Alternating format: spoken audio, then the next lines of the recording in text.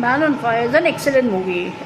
One couple, rich couple, employs Denzel Washington as the tutor and as a caretaker for their daughter, who is almost like 6 years, 5, 6. That's and she is a very good swimmer, and he is the one who is instrumental in coaching her, and he is at times quite strict, but he's very loving, and she gets very attached to him.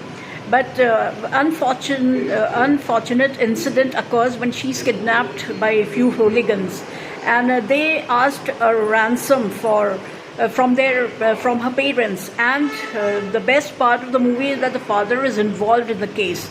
Later on, it was unearthed, and those hooligans actually were also into drugs and all those smuggling gold, etc., etc.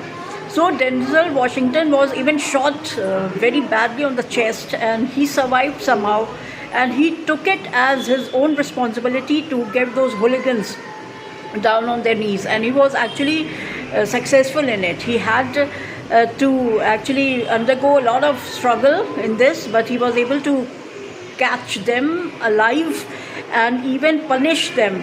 And the punishment which he rendered to them was quite brutal, because he was not able to digest the fact that the girl whom he loved as his own daughter was kidnapped, and she was threatened, and even the mom was disheartened. Mom was totally broken down when she comes to know that her daughter has been kidnapped.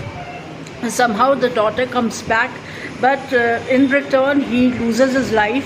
But the daughter unites with the parents, but the father was the culprit, and the mother was very infuriated after this news about him being involved in the case. So the movie is very interesting from the beginning to the end. You will never find a moment when you actually feel like yawning. I mean, you will not feel bored at all, and it's quite. I will give 5 stars.